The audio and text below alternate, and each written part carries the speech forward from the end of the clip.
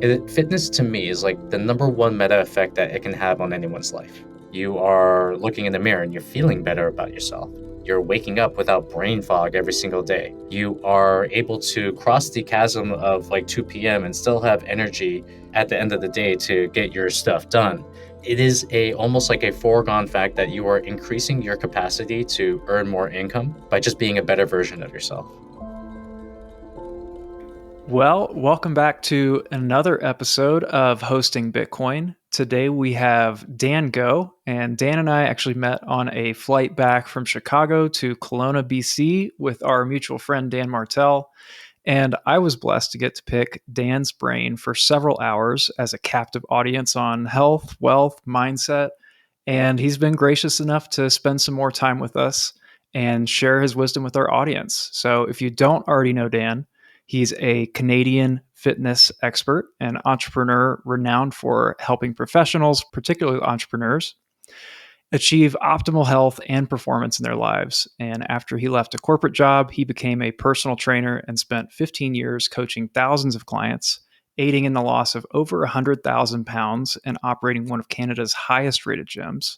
And then in 2018, Dan sold his gym to focus exclusively on assisting entrepreneurs in transforming their bodies and transforming their lives. And he emphasizes that improving your physical health can lead to increased productivity, better family life, and overall success and well being.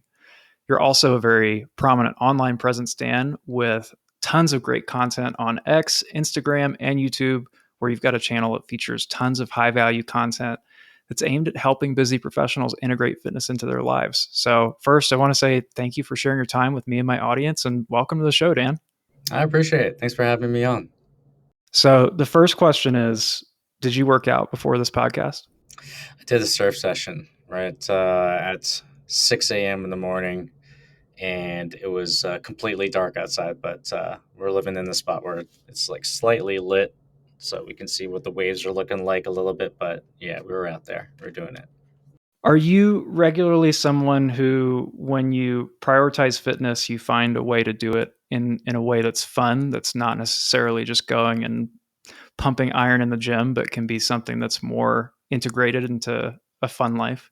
Absolutely. I do think that the more that you find things that you enjoy when it comes to moving your body, the more that you stick to it. I'm more focused on what the stickiness factor is and rather that the outcome that you're trying to create. Because if you can make, say, movement sticky and you can make it in terms of a way where you don't even think about it, you're just doing it. I think that's one of like the best forms of, let's just say, exercise. So my whole thing is like you want to get in shape first, you want to keep it there, and you have to do that through things that you actually enjoy. So when you say making movement sticky, I haven't heard that before, but definitely in my own fitness and wellness journey, doing some of the things that I know that I should do has been harder because I pick something that's not necessarily fun. Is that when you talk about stickiness, are you talking about things that are naturally going to fit into your life? Absolutely. I'm probably the opposite of the whole David Goggins and do stuff that makes you hurt and regardless of how you feel about it, just keep on doing it so you can callous your mind. I do think that there's a time for that. There's a space for that. But I mean, like, let's look at the numbers. I mean, you know, over half of people in America are obese and out of shape. Chronic disease is pretty much at an all-time high right now. And I don't think it's necessarily about strapping people onto treadmills or chaining them and locking them inside of gyms. Especially for me, when I first got started in fitness, I did it playing basketball because I absolutely loved playing basketball. I didn't do it by like forcing myself out to run on the pavement. I did it because I was like, hey, I'm getting a workout in, and I'm not even like thinking about it. And my whole thing is just to create this virtuous cycle. So one good thing is going to lead to another, which is going to lead to another. I believe our brains, especially, have this like automatic success mechanism in there. It automatically wants to improve on the situation. So my thing is like make it easy first, and then afterwards you can blend in all those things that you feel like you should be doing. So I know that at this point in your life, you're in your 40s now, and you've said this yourself. I'm not being offensive to you, that you look better now in your 40s and feel better now in your 40s than you did in your 20s. What was the path that got you to looking and feeling this way, that made you want to change so much from how your life looked when you were in your 20s? The path was long and it was arduous, uh, and it was worth it. I started by doing what I just told you, which is like, hey, let's. I'm out of shape, or I was out of shape, and let me do something that is going to be somewhat beneficial and somewhat fun for my body, which was playing basketball. And over the course of time, I actually started off with having a heavy dissatisfaction for the way that my body looked. If we were talking about body dysmorphia, I probably had it in spades. And I think there's like two types of people, two types of guys that are out there. There are like guys who have like this overwhelmingly positive outlook on based on like how their body looks. And then you have guys who look at their bodies and be like, oh, I have this and like I have that. I was like the second guy. And I started off with like having a very large dissatisfaction and almost like a dislike for the way that I looked. And that was great activation energy. It was great to kind of like spur me on. It was also really great that I'm not gonna say it's really great, but I did have friends out there that would somewhat shame me, build the fire up in me a little bit, insult me, and I was one of those people that responded in a positive way to that. Uh, but over the course of time, I actually found that while being dissatisfied and not liking your body is great activation energy, and it's okay to be very dissatisfied if you're not living up to the standard that you think that you deem necessary for yourself. There has to be an evolution to loving your body, and there has to be an evolution to appreciating everything that your body can do at this very moment. There has to be an appreciation for even how your body looks regardless of like what state it's in, and that can only be attained through one, like not comparing yourself to like what's on social media, like having pretty much like running your own race and deeming what is healthy to you. And the second thing is literally like every single day expressing appreciation for yourself and your body and the vehicle that is taking you through this life. So I know you also lost your mom early on in your life due to some health complications. How is that personally impacting in terms of not just your career choice, but how you framed fitness in your life? The very first one that it taught, very first thing it taught me was the fact that life is short and it can get taken away from you at any time. My mom was in her 50s when it happened. I'm like 45 right now. And it happened fast. There was a complication. Won't get into like the details of it, but there was a complication in her body. Spent the next 6 months, ended up losing her after like 6 months.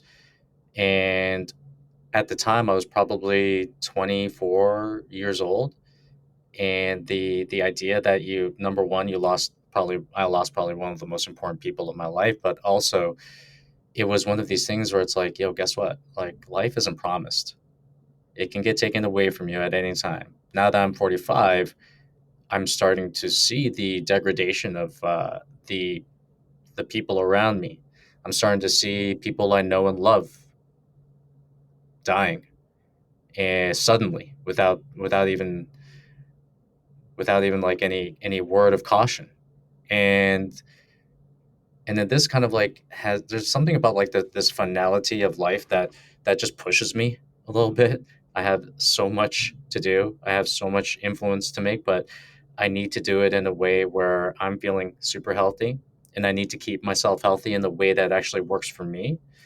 And and this finality of life and understanding and being so close to death at like 20 years old, it just tells you like, guess what, like shit ain't promised, nothing is promised in this world. So if you're going to be doing something, then you might as well make that decision. And hopefully every single decision that you make is going to be yours. And it wasn't just a decision to reinvent your health. As I understand it, that was also when you kind of decided, hey, corporate world is not for me. You went from working for somebody else to exclusively pretty much helping people who work for themselves. I'd love to know What did that reinvention process look like? So when my mom passed away, it was probably the hardest time I've ever had in my life, crying every day. And there was a part of me which was almost wanting to push away the grief by just forgetting about it, by ignoring it. But there was another part of me which was like, no, you have to allow yourself to grieve, and you have to allow yourself to feel what you're feeling, which was almost utter depression, utter loss. Um, During that time of utter loss, I remember crying my eyes out, being like, "Why, God, why?" And during that time, there was like this little voice that came inside of my brain, and it posed a question. It was like, "Hey, uh, are you gonna let this burn you up, or are you gonna let this fuel you?" And there is something to be said about using emotion as energy and transmuting that into something that is greater.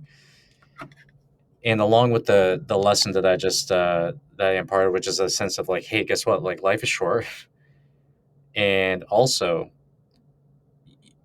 you have this intersection, this like fork at the road. You can keep on doing what you're doing. You know you hate it. You know you're like going in there and punching a check and making like good money, or you can actually spend the rest of your life doing something you like and doing something that you're interested in, doing something that you can see yourself wanting to learn about for the next like 10, 20 years.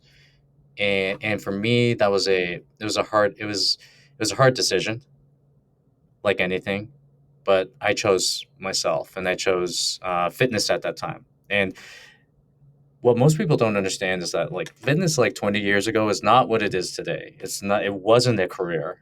It wasn't like this thing where you go on social media. There was no social media back then. It was actually seen as a side job. So when I decided to go into fitness and become a personal trainer, I decided because the reason I decided that was because like I wanted to help people, and I thought like what I was doing in the corporate world was not even helping people at all. Hmm. So I decided to do something that was helping people, and everyone told me, "Hey, that's a side job. Shouldn't do that." Which is great, and I'm so thankful that they told me to not all that. I'm so thankful they tried to talk me out of it because it just like made me more like ensconced and like more dedicated to like proving them wrong. And I haven't looked back since. It was actually just like it was such a great example of like when you put your mind to something, you can really achieve it. That's actually something my mom used to tell me when I was like this high school dropout and just like not doing anything with my life. She would always tell me, "Hey, whatever you put your mind to, you can achieve." And hearing that as like this high school dropout was not necessarily helping or working at the time, but doing that when I was trying to make something of myself, it became one of my mantras, and it's my mantra. It is my mantra to this day. Hmm. I really resonate with that because similar to you, it's I can look back on the worst things that have ever happened to me and see them as in the course of time leading to the best decisions that I ever made, whether it was a loss of a parent or a really bad business decision. There's many of the greatest blessings that I never would have pursued had those events not happened. And you never know who you might be depriving of your unique gift if you had never been led down that path. So, not that we ever wish for tragedy, but it is the mark of most people who have a huge impact on the world around them is that it came from some kind of pivotal moment. Yeah. I feel everybody has a decision to make when these things happen. And if the decision is, why is the world so bad? And why am I feeling this way? And having self pity and just basically saying, like, why? Instead of using it as like the purpose for what you do and the impetus to make something of yourself and to make positive change out there. Uh, Everyone has that decision, especially when tragedy hits, and it's not going to show itself it's not going to show itself at the very beginning for sure, but the lessons come as a result of making yourself, as a result of the tragedy. Why was it specifically founders? Because you're very much geared toward the entrepreneurial class and people who are running their own businesses. What was it that made you want to focus on those people in particular to serve? Well, my first business was dedicated to my mom. So I ran a gym business for 10 years that was women only. It was niche towards, it was basically just all women doing these like CrossFit F45 ish type workouts before they even came out. And that was dedicated to my mom because I was like, I don't want anybody to feel what I felt and to lose a mom way too early. That was the first one. And my evolution into helping entrepreneurs was specifically because of my dad. My dad is the biggest influence on my life, and he was an entrepreneur. He showed me what was possible. Just like every parent, not perfect whatsoever, but he basically actually like when I first got into personal training, he did one of the best things for me, which is like, hey, how about this? We'll give you 2 years. You figure it out. If you don't figure it out, you come back and you work for me, okay? Or work with me. I was like, bet. All right, we're doing it. And my dad was like the biggest inspiration for me to become an entrepreneur in the first place, to do what I wanted to do. He set the stand. He actually set the table for us too. Like he immigrated us from the Philippines to the U.S. We couldn't get our green cards, so he immigrated us to Canada. He took our family with almost like nothing in his pocket to make something of ourselves. I saw him literally like work his ass to the bone, taking us from poor to middle class, and being able to do that as an immigrant. And on top of that, when I was running my first business, I was part of these masterminds. And because you want to be part of these coaching groups and these masterminds where you want to be around people that are doing the thing that you're doing. And every single mastermind I was a part of, it didn't have all like fitness people, it had all the entrepreneurs. These entrepreneurs ended up becoming my friends. Uh, Probably like 99% of my friends at this point are all entrepreneurs because I've just like selectively just put myself into these rooms and eventually became friends with them. And then when I would walk into these masterminds, I would be just surprised because for me, an entrepreneur is a guy who actually feels like he can have it all. He Hmm. can have a great business, he can have a great family, they're expansive thinkers, they can have great health. But when I walked into these masterminds, it was like literally like 50 to 60% of these entrepreneurs were highly out of shape and severely out of shape. And when I look at that, I'm just like, wow, uh, you are leaving gains on the table. Like, so for me, it's like when I transform my body, it transformed my entire life. It just made me more confident. It made me more energetic. It made me take greater risk. It made me find amazing friends and amazing partners and all this kind of stuff. It actually literally made every single aspect of my life better as a result of doing that. So when I looked at entrepreneurs who are kind of leaving this on the table, I'm like, yo, like you are leaving not only income on the table, you're leaving connection on the table, you're leaving self confidence on the table. You're dealing with something that can be reversible. You just have to get over yourself, and it can literally make every single area of your life better. So when I started this business, it was for my dad and also for all of my friends to get them into shape in the first place. When we were riding together on the plane, I'm in the Bitcoin space. So obviously, we're talking about investments very often. And you described your fitness as the meta investment. You started to talk about it a little bit, but maybe help unpack why is it that investing in your body is one of the greatest investments that you could make in your life? There is something to be said about the intangibles in life. So we can look at the data sets and we can look at all these data points, how much revenue we're making and how much profit and whatever it is. I will guarantee, and I've seen this with myself and also with my clients, I will guarantee that if you get yourself metabolically healthy, if you actually do the things that make you look and feel good, which is like, say, exercise, eating a great diet, getting the right amount of sleep, putting yourself around people who have like this value, health as a value, I will guarantee that you will have every single area of your life. meta affected. It will be affected in a meta way, in a positive way.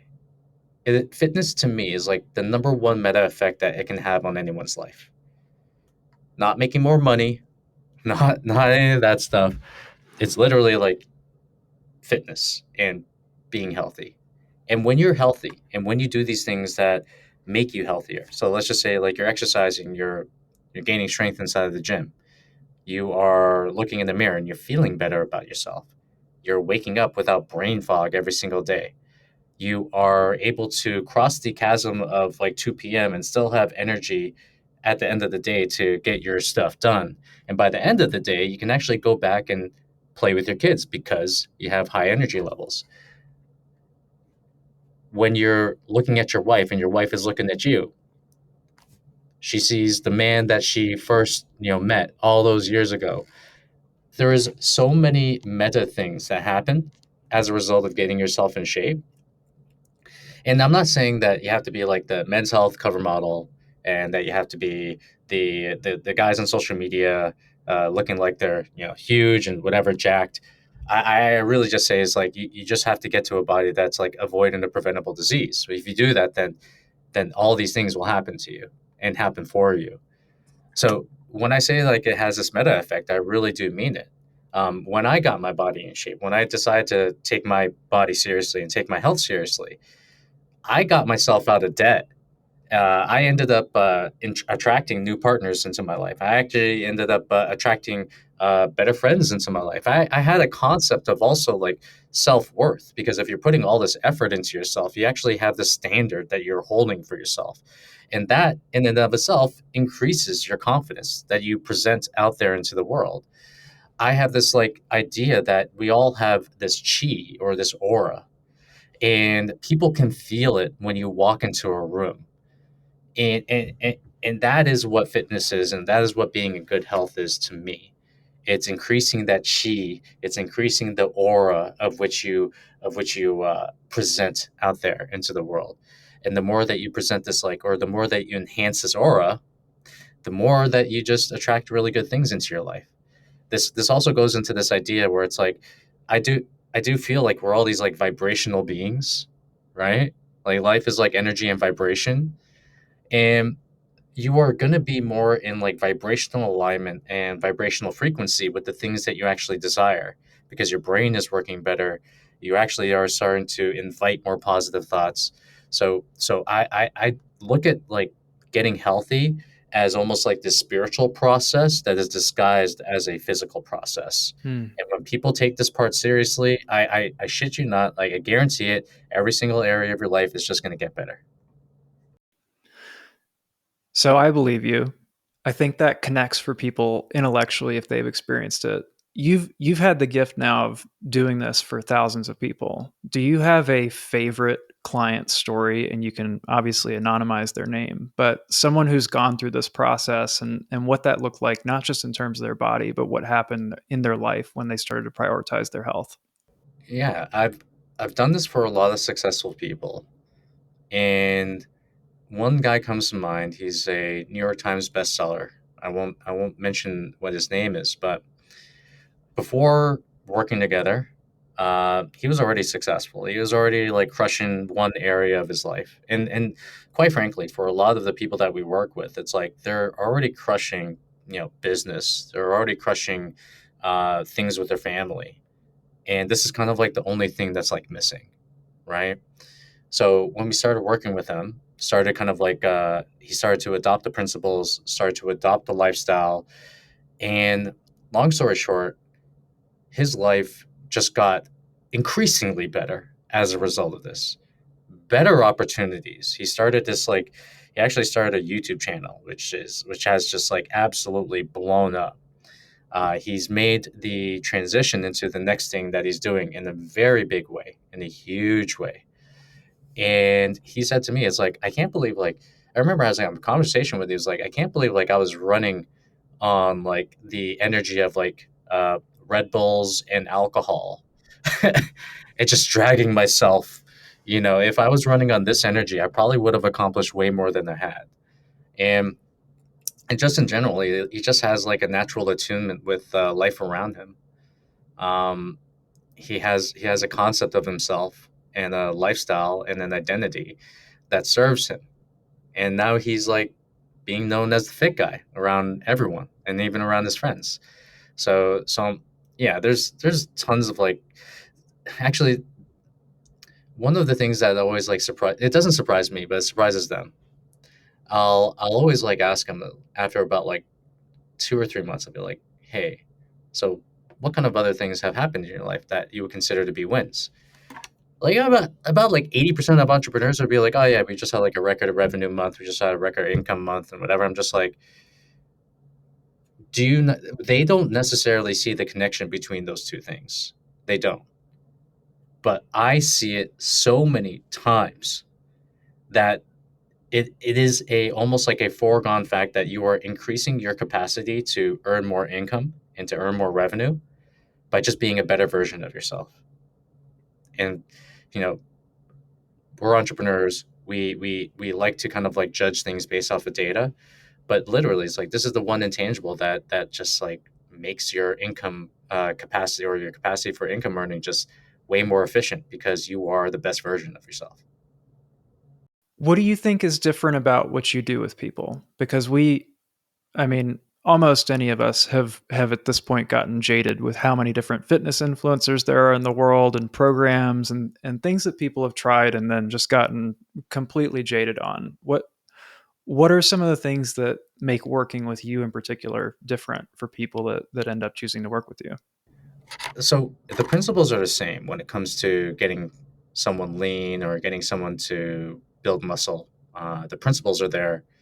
We all know like what works, and everyone who's listening to this probably knows what works. For us, we like to meld the mind body together as one. So the way in which I frame this is that it's not necessarily your physiology that holds you back. It's actually your psychology.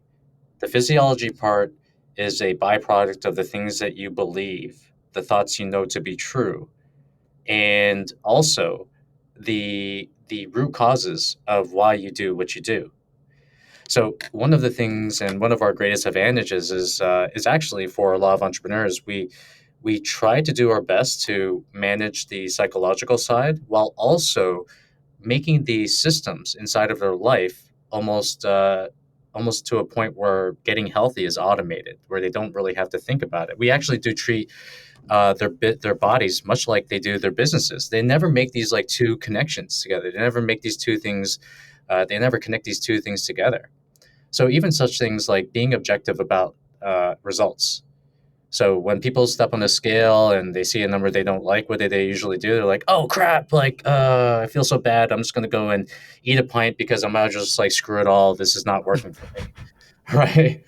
If someone did that with their business, like, man, what would happen to that business over the course of like a couple months, even just like 6 months or so? Their business would screw the pooch. But when they look at their data inside of their business, they're like, okay, sales are down. I think this is like what is happening. So let us actually like turn this knob, and then we're gonna see exactly what happens next. So we try to meld both the mindset and also the tangible things together, so they can actually conceive the aspect of getting in shape much like they do like building a body. And at the same time, we work also with this thing called the theory of constraints. So this is a business concept that we've brought into the body transformation concept. So one of my friends, he actually asked me, it's like, "Hey Dan, I'm exercising. I have no problems exercising. It's always like the diet, and I don't want to track my calories, and I don't want to measure out my foods. So can I lose weight without doing all that kind of stuff?" And for me, I'm like, absolutely, yes, you can. It's called the theory of constraints. So the theory of constraints says that there is always one thing in the system that is holding back your progress. So whether that's like snacking, binge eating at night, overeating at the end of the day, like whatever it is, there's always like one thing. And for me, it's not necessarily trying to work on everything, because usually with someone's program, or someone's system, they already have like one or two things that are working for them. Maybe they have great sleep and they're also working out, but their diet sucks, or maybe their diet's really good and they're not getting enough sleep, and maybe they're not getting enough workouts. We always work with one thing, which is the theory of constraints. We identify the constraint, we seek the root cause of like why this constraint is happening, and then afterwards we work on the constraint to say, like, if it's like, say, binge eating at night, guess what? If you stopped binge eating at night and worked to actually fix that, you probably don't need to count calories, most likely, because all those calories that you eat at night are just going to be eliminated. Hmm. So for us, it's like we work on the one constraint that is holding him back at a time.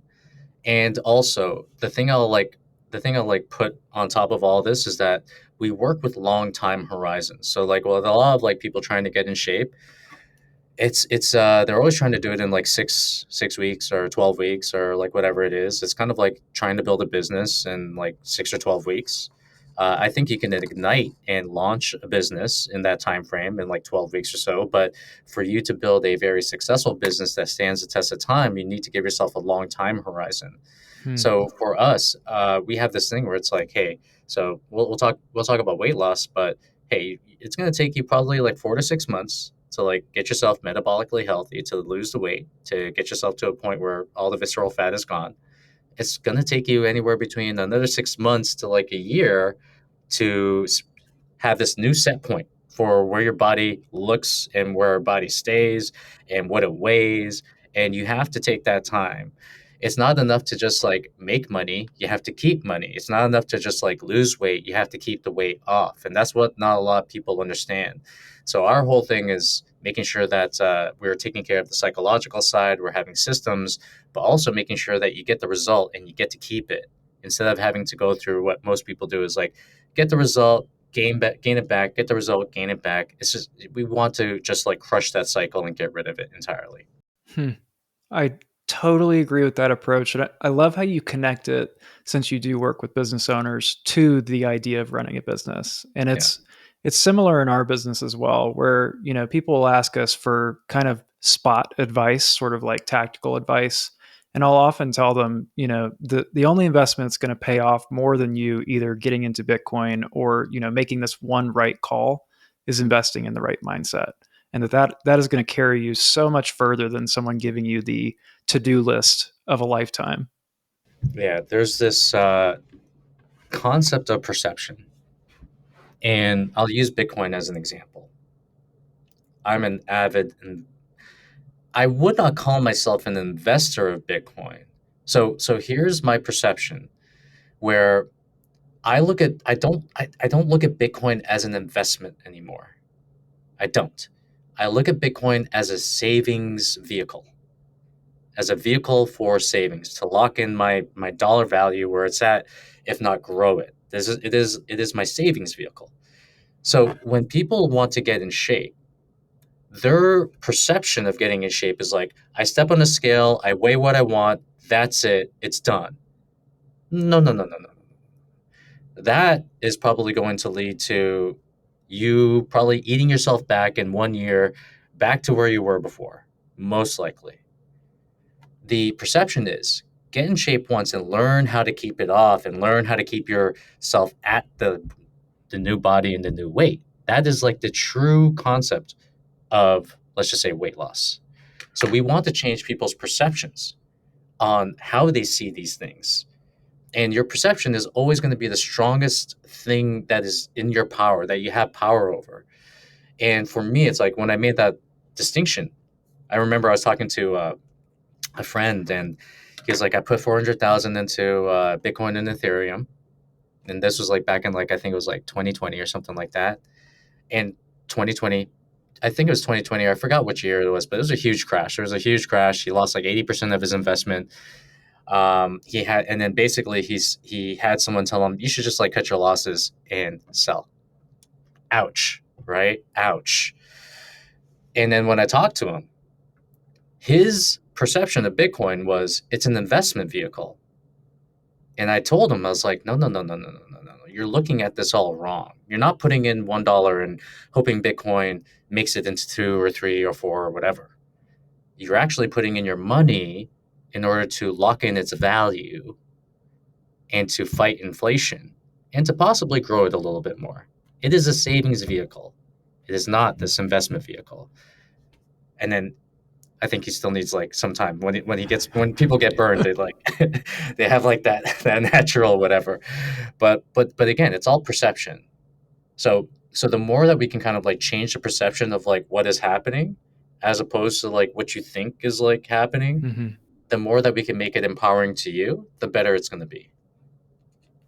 I love that answer so much. I'm gonna clip that and send it to all of our clients so that they understand when you're in the wrong mindset, even well-timed decisions are not gonna serve you long term.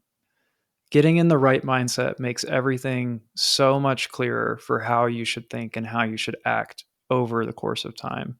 And one thing that I love from watching your content and engaging with some of your posts is you've got definitely a bent toward not trusting the experts, which is very common a common refrain in the Bitcoin space because obviously the experts have been wrong and misleading in many cases when they're talking about the financial world. So what are some of the things that stick out to you of why you say something like that? What are the things that move the needle that aren't necessarily in mainstream thought? I believe that there's this push, especially in the health and fitness world, towards everything having to be evidence based and everything needing to be proven by science and having these authorities tell you this is what's healthy and this is what's not healthy, and to me that means you're giving away your agency to someone else to say like this is right for you, this is wrong for you. And that to me is also a the complete opposite of what science should be. Science is the questioning of these facts that we know that have been proven by evidence. I'll use an example of one that just came out. So, in the fitness world, we had this idea where, okay, you can only absorb 30 to 40 grams or 30 grams of protein per meal. So, when people were taking in, let's just say, amounts over that, we would have evidence-based practitioners being like, well, that is not being proven in the evidence thus far, or they'll say like, you're so stupid. Like, do you have some like influencers out there who are just who have built their kind of like their followings just based off of criticizing ideas, and for me, it's like now we know that you can actually absorb a, any and above like 100 grams of protein per meal. It's now like evidence is starting to show us that. So what was happening to all these people before that were saying like you can't do that shit? Oh yeah, we were wrong. Well, guess what? It's like, but at that time you were telling people not to do it based on what the evidence was showing you. My whole thing is saying it's not necessarily saying don't look at the evidence. I really do feel like you should be looking at the evidence. You should be guided by science, but don't make science your master. Don't be like daddy science, tell me what to do.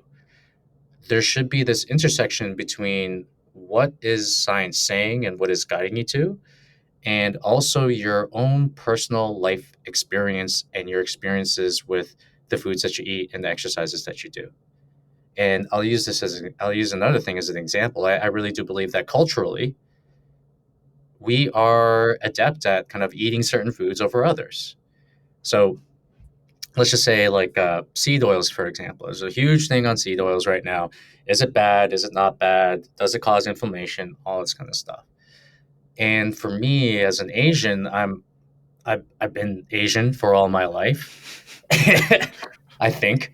And then I've if you go to Hong Kong, you go to Singapore, you go to Japan, which have the world's longest, oldest living population. They have the highest life expectancies. What is the primary oil that they use to cook their foods with? Seed oils. Hmm. Does that mean that that seed oils are bad or that they're good or whatever? My theory is that I do think that some cultures actually can take seed oils a little bit better than other cultures can, depending on how they grew up and depending on the generations of like how they cook their foods. But that's just a theory. But again, it's like I know that I know that for myself. Obviously, I'm not. I don't want to eat fried foods every single day, but I know that there is this concept that seed oils are bad, and I see them as neutral. I only see them as bad if they're taken in excess. So this is what I mean by kind of like being on social media and seeing the evidence and seeing exactly what happens to your body as a result of doing all these things, where you have to have this as a guide to say, okay, this might work, this might not work, but then you have to also like balance it out with your real world experience. There are going to be some things that are proven in evidence or even not proven in evidence that are going to be working for you, and vice versa. But you should never use science as a way to negate your own experience of life. Hmm. Hmm. I totally agree with you. And it's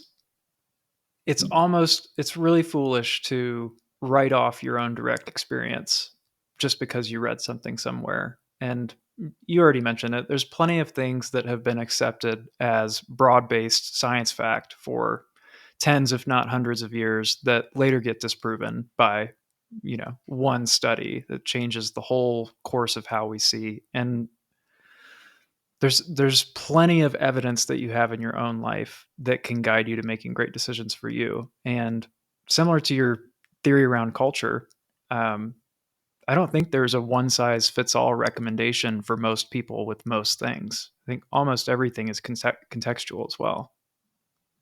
I want to add to this because I see this as prevalent in what we're talking about and also prevalent in the zeitgeist of this whole health and fitness space, where we're talking about like perception and we're talking about mindset. The perception of which you take in these foods will have an energetic component to how you actually process them. So if you have like some guy on social media telling you seed oils are poisonous, they're toxic, they're made from motor oil, like all this kind of stuff, and what they are doing is like if they're using these strong words and they're doing this in the way of trying to influence you, that is going to have an energetic component to the food that you put into your body. So the next time you put in a seed oil into your body, that or let's just say you eat a McDonald's fry and you're just like, "Oh god, this causes this and this causes that, this causes this." What we are doing is we are psychologically setting us up for all these little for actual bad things to happen. So our reality can actually be in accordance with the truth that we have inside of our brain. So I try to stay away from like eat this food, don't eat this food, don't eat that food, for that very reason, because like your perception of like the things you're putting into your body, it matters. It doesn't. It's not the whole thing, but it matters a whole lot. And that's something that most of these people that go on social media and say these things, maybe they think about it, maybe they don't, but I know for a fact it's like I don't want to be like eating. So I'm doing this like 30-day hash brown experiment. I'm eating a hash brown from McDonald's every single day for the next 30 days. I did my inflammation markers, I'm getting my blood taken and all this kind of stuff. I want to test this, right? And I have my theories around this, but my whole thing is like every single time I put this hash brown in me, I'm not going to be like, oh god, toxic sludge, blah blah blah. I'm not, my perception of the foods I put into my body will have an effect on how this actually affects myself and my health. So I'm always like careful around that stuff, and I try to be as much as possible. And yeah, I just don't think that people who kind of like focus on these one little ingredients, this one little thing, and whatever, I don't think they're really doing like a great disservice to the people that they're serving. They should know, but they shouldn't fearmonger. It goes back to the what kind of mindset you do these things with, right? Like I was speaking with my assistant this morning and I was like, for me, being 90+% net worth allocated to the Bitcoin space is a very peaceful, calm, and right space for me personally. But for many of the people who exist in this world, if they woke up tomorrow and that was their reality, they would be freaking out. Oh And gosh. even if that's an, optimal financial decision from a numbers basis, if they are not emotionally and mentally aligned to that decision framework, it's going to be an awful move for them and they should flip it. It goes back to my friend who lost all that money. I'm not telling him to do anything. I'm telling him just like what my perception is. But if he had like probably his net worth allocated 90%, he would make some really bad decisions Mm-hmm.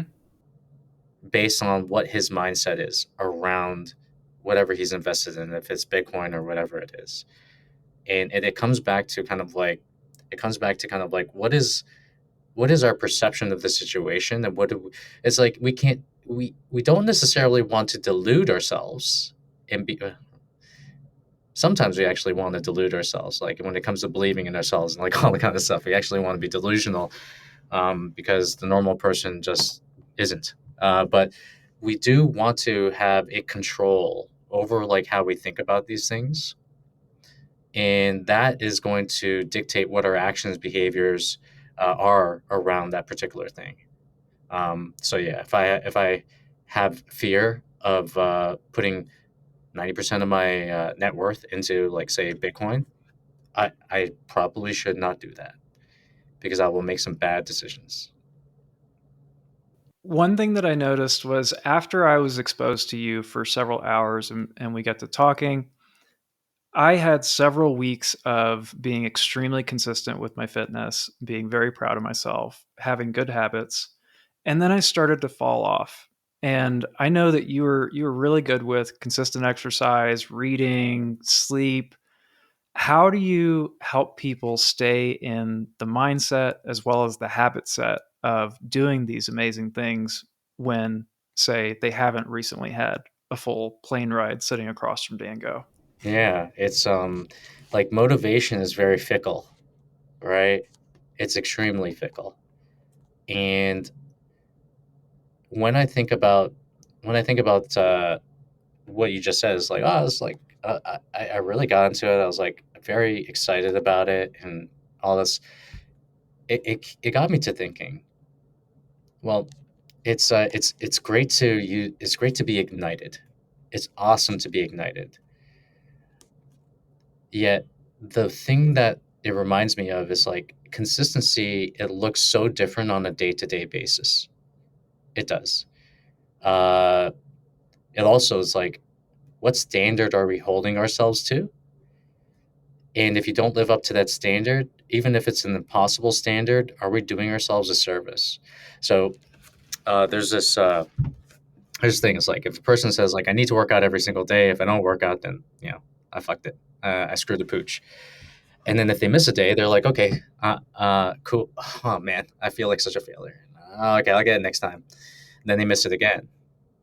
They have to understand that consistency is not necessarily doing something like every single day, especially for something that you're just starting out at, right? Consistency to me is like hitting the mark and doing your best, uh, and understanding what that looks like to you. So maybe like consistency for exercise is like 2 times a week. If I just like hit 2 times a week, I know I'm like crushing it, you know? And and also there is something to be said about like self-image and identity, where sometimes the concept of like doing something can be against the identity and the self-image of how someone looks at of how someone perceives themselves. I'll use I'll use someone as an example, which is like this person um, came to coaching, started coaching with us. He's like, hey, I want to like drop 20 pounds and all this kind of stuff. He's been dealing with this for like years. In the first like 2 weeks, we actually like helped him drop like 10 pounds. I'm not into fast results, but that's what happened. And he was feeling more energy, and he was feeling amazing, and he was feeling like, oh yeah, everything's great.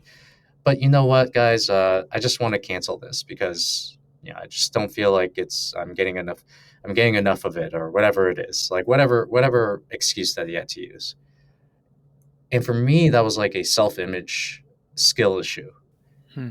So when the concept of losing 20 pounds becomes almost a reality, then our self image, where it's at, will start to pull us back to where we think we should be subconsciously.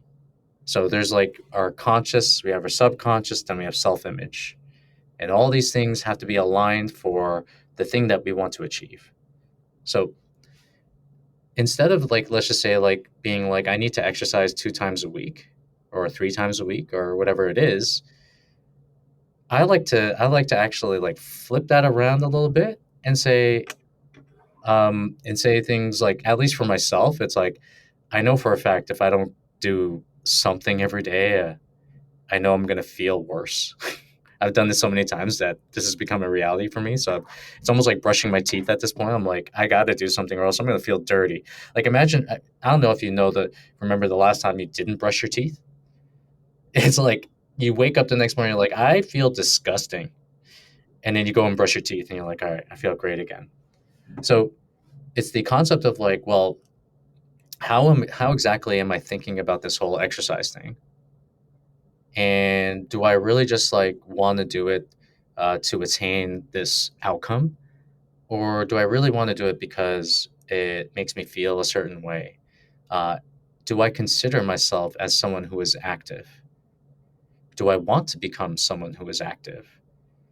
So it goes from this thing like I have to exercise or I got to exercise because I got to hit my like 3 times a week to something where it's like, oh, no, no, no, no, no. Like this is like brushing my teeth. Like it is a basic form of hygiene for me. And I need to do something, anything. And to just like go one more step there where you have to reduce the actual capacity of an action to the only the first step, which is to show up.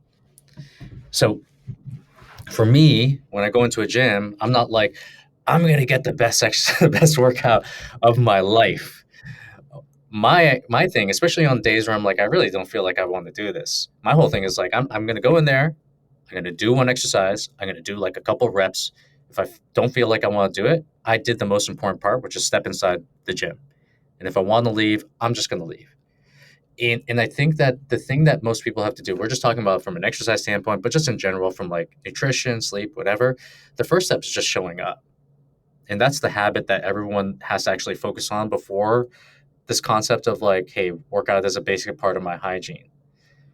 And I'll leave this off with my own example, which is when I first started to get my body in shape. It was actually my dad. He inspired me. He was an entrepreneur, gained a bunch of weight. I saw him lose a bunch of weight, going to the gym every single day. I was like, oh, cool. That sounds like something really cool. Gave me a month pass, and I started going to the gym. And when I got to the gym, I'm like, I only have 1 month here. I just want to go. And then I'll mess around with all the machines. I'll like do all the exercises horribly, but my whole thing is I just want to go, and if I feel like I just don't want to go, I'll leave. So I think what most people need to do is just like condense the step down to like the most important part, which is like you can't get results unless you actually step inside the gym. And if we reduce it down to that, then it makes like the investment of getting exercise a lot smaller, which makes it more doable. Hmm. One of the things that I really appreciate about you is not only you share a ton of value in your content, so it's very actionable, very easy for people to implement, but you also get a lot of people to actually watch it. How have you started to approach your content in a way that gets people engaged but also delivers value? Because obviously we're in a similar space where we're trying to educate people on something that we think is going to help them out, but often you can lose people's attention when you give them way too much information way too quickly. Absolutely. I try to envision the person that I'm talking to. And then I realized the person I'm talking to, they're not a health and fitness nut like me. They're not. I watch Andrew Huberman's podcast. I go into the weeds. I read the research papers. I try to delineate whether or not this is good research or bad research. But that's because I geek out on it.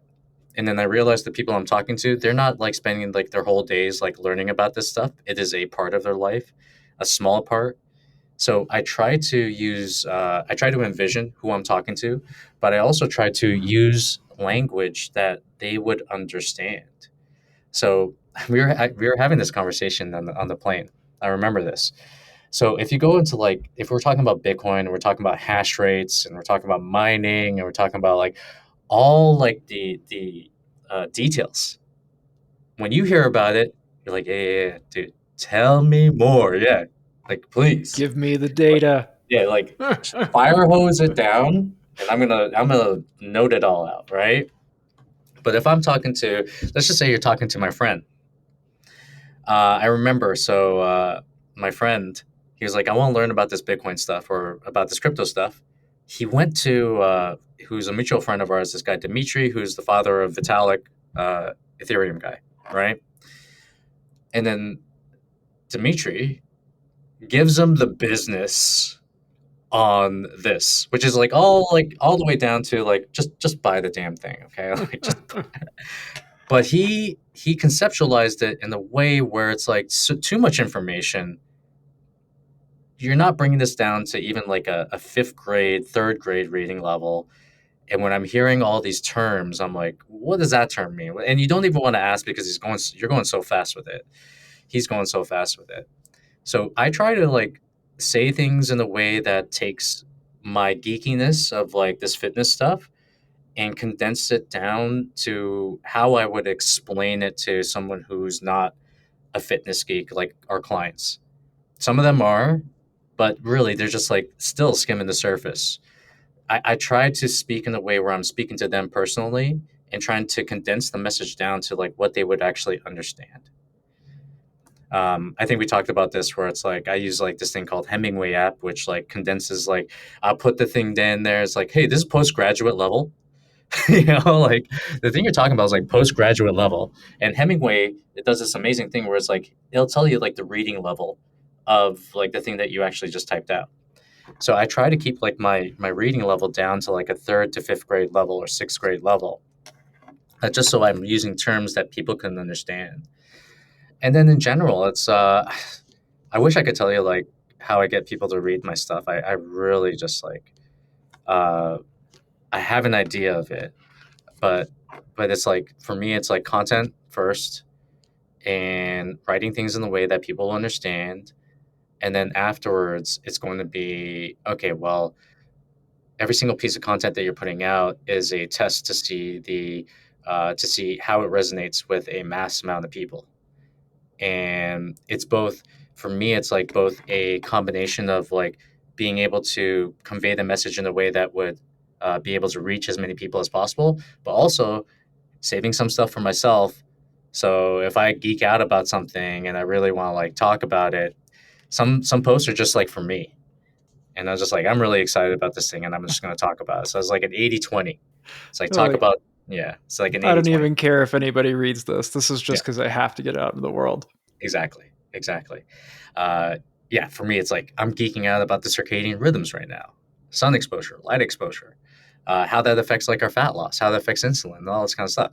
Now, if I try to bring that if I try to like say it in a way for everybody to understand it, it's a little bit too out there for me right now. I have to understand it to a level where I can bring it down to simplicity, and I haven't got there yet, but I'm trying. Well, as we start to wrap up, I want to see if we can intersect the topics we've been talking about. What do you think are the parallels between your mission and what you're working on and what we do in the Bitcoin space? What kind of overlap is there in improving people's bodies and minds and their financial futures? To me, it is a just the amplification of truth. That is what it is. Hmm. I am I am only interested in what's true. That is what I'm interested in. And what is true to me is kind of like the Lindy of of life. It's like the Lindy of health, while interloping it with all these like little new things. But does it actually live up to what actually works out there in the real? What is the truth? And for me, when it like comes to like Bitcoin and how that kind of is, it's like it is we have to understand that, and this is me talking from a layman's perspective, that the financial system is pretty fucked up. Okay, like it's the financial system is such a racket. When we look at the financial system and when we look at like how it has been created, it really reminds me of like how health is being promoted by these institutions and these experts to everyone else. And now things are starting to change. Now we're starting to see what the truth is. Now we're starting to see kind of like how financial institutions run. Now we're starting to see how health institutions are run. So for me, it's always a kind of like a straight down path all the way down to the truth. What is true? And to me, Bitcoin is like the vehicle of being able to retain your value of the dollar that you've earned. And I do see it as eventually being this non-renewable is basically a non-renewable resource. That's what it is. It's there's a limit, there's a cap, and that's what this whole health thing is about as well. It's like let us get down to the truth, and it's never going to be the same for everyone. It's never going to be one truth that is going to be right for everyone else. It is going to be the truth that we make in our own minds based on our thoughts, beliefs, and what we deem to be honest and truthful out there. So yeah, it's to me it's like the parallel is it's just like we're just trying to get down to what the truth is when it comes to health and when it comes to Bitcoin. I don't think I could have scripted a better answer for you, man. That was Okay. beautiful. Oh, Thank you. thanks, man. I appreciate that. Yeah. Dan, you've been so generous with your time. I'm really grateful to know you, really grateful that you would take time out of a precious, beautiful, and busy life, that you would share some value with our audience. And if you would, please let people know where they can keep up with you, where they can keep up with what you're working on, and anything that they should be on the lookout for that you are creating right now. Yeah. Just go to dango.co. That's where all my content is. Even if you just search Dango on Google, 2 words, it's you'll see everything that I got up there. And uh, my whole thing is just doing what I can to influence as many people as possible to being the healthiest versions of themselves. And God willing, we're going to be able to make it happen. Beautiful, man. Well, thank you again for sharing your time. And until the next time we see each other, be well. And thank you so much again. Thanks, Take brother. I care. appreciate it. Take care.